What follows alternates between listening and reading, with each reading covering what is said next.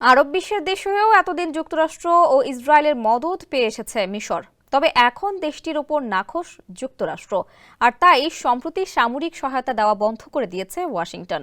কায়রোর জন্য বরাদ্দ মার্কিন এই সহায়তা দেওয়া হচ্ছে লেবাননকে। যুক্তরাষ্ট্রের অভিযোগ, মিশরের মানবাধিকার অবস্থা গভীরভাবে উদ্বেগজনক। এমত অবস্থায় সেই শূন্যস্থান পূরণে এগিয়ে এসেছেন রুশ প্রেসিডেন্ট ভ্লাদিমির পুতিন। মঙ্গলবার তিনি মিশরের প্রেসিডেন্ট আবদেল ফাত্তাহ আল সিসিকে ফোন করেন। এ সময় উভয় নেতা বিভিন্ন খাতে দ্বিপাক্ষিক সম্পর্ক জোরদারের বিষয়ে আলোচনা করেন। বিশেষ করে কৌশলগত গুরুত্বপূর্ণ সুয়েজ খালে নজর পড়েছে পুতিনের। ফোন কলে সিসিকে সে কথাই জানান তিনি। রুশ প্রেসিডেন্ট চাইছেন সুয়েজ খালের অর্থনৈতিক অঞ্চলে একটি রাশিয়ান শিল্পাঞ্চল গড়ে তুলতে। ইডেন বে কক্সবাজার সমুদ্র সৈকতের উপর নিজেদের একটি ঠিকানা। মাত্র ৫ লাখ টাকায় আপনিও হয়ে যেতে পারেন এই হোটেলের মালিক।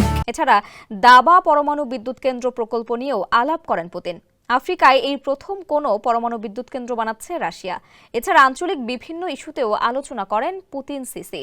বিশেষ করে আলোচনার একটা অংশ জুড়ে ছিল গাজা পরিস্থিতি। ফিলিস্তিন ও ইসরায়েলের মধ্যে যুদ্ধবিরতিতে যুক্তরাষ্ট্র ও কাতারের পাশাপাশি ভূমিকা রেখেছে মিশর। এর ফলে দীর্ঘ ১৫ মাস পর এই অঞ্চলে সীমিত পরিসরে হলেও শান্তির বাতাস বইছে। যুদ্ধবিরতি কার্যকরে গুরুত্বপূর্ণ ভূমিকা রাখায় মিশরের প্রশংসা করেন পুতিন। এছাড়া আঞ্চলিক স্থিতিশীলতা, নিরাপত্তা ও শান্তি বজায় রাখতে ভূমিকা রাখায়ও পুতিনের প্রশংসা করেন সিসি।